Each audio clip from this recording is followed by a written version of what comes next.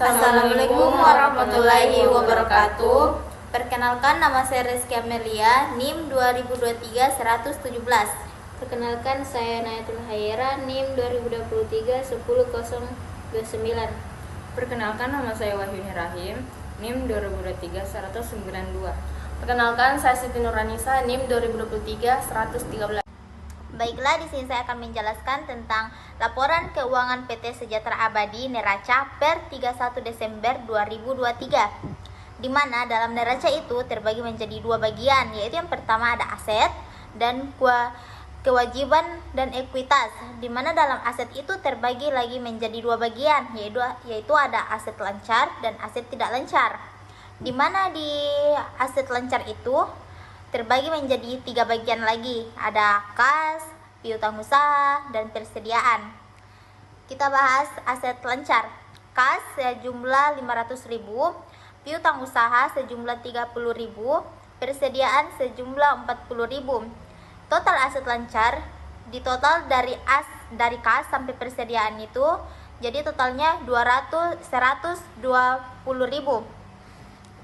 Selanjutnya, aset tidak lancar itu terbagi menjadi tanah, bangunan, dan cuman dua, tanah dan bangunan. Di mana tanah jumlahnya 100.000, bangunan 150.000. Total aset tidak lancar itu jumlahnya 250.000. Jadi jumlah total aset semuanya dari aset lancar dan aset tidak lancar itu jumlahnya 370.000. Selanjutnya kita akan beralih ke kewajiban dan ekuitas. Kewajiban jangka pendek. Pertama itu utang dagang 20.000, utang jangka pendek lainnya 10.000. Total kewajiban jangka pendek 30.000. Terus kewajiban jangka panjang 50.000. Total kewajiban 80.000.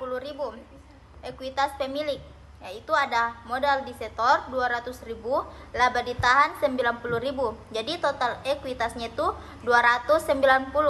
Total kewajiban dan ekuitas semuanya 370.000. Selanjutnya kita akan beralih ke laporan laba rugi untuk tahun yang berakhir pada 31 Desember 2023. Itu keterangannya ada pendapatan, HPP, beban operasional, laba bersih. Pendapatan 200.000, HPP 50.000, beban operasional 140.000, laba bersih 60.000. Current ratio, bagaimana cara mendapatkannya, yaitu current ratio sama dengan total aset lancar per total kewajiban jangka pendek, yaitu rasio ini menunjukkan kemampuan perusahaan untuk memenuhi kewajiban jangka pendek menggunakan aset lancar. Hasil perhitungan menunjukkan angka 4, yang berarti perusahaan memiliki aset lancar 4 kali lipat dari kewajiban jangka pendeknya.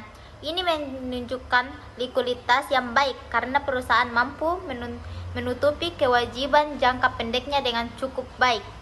Quiz rasio, total aset lancar persediaan per total kewajiban jangka pendek sama dengan 120 kurang 40 bagi 30 sama dengan 2,66.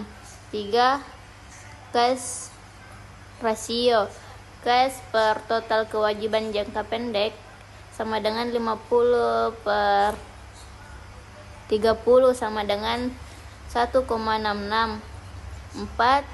Debit rasio, total kewajiban per total aset sama dengan 30 tambah 50 per 370 sama dengan 80 per 370 sama dengan 0,216.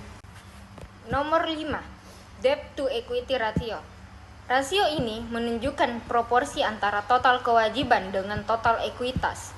Hasilnya adalah 0,206 atau 20,6%, yang berarti perusahaan memiliki hutang sekitar 20,6% dari ekuitasnya. Ini menunjukkan bahwa struktur modal perusahaan lebih banyak berasal dari ekuitas daripada hutang, yang umumnya mengindikasikan kestabilan keuangan yang baik. Nomor 6, net profit margin. Rasio ini mengukur seberapa besar laba bersih terhadap pendapatan. Hasilnya adalah 6,2%, yang berarti dari setiap penjualan, perusahaan mampu menghasilkan laba bersih sebesar 6,2%. Ini menunjukkan efisiensi perusahaan dalam mengendalikan biaya dan menghasilkan laba dari penjualannya. 7. Return on Assets atau ROA.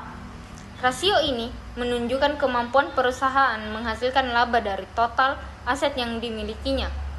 Hasilnya adalah 6,6%, yang berarti perusahaan memperoleh laba sebesar 6,6% dari total asetnya.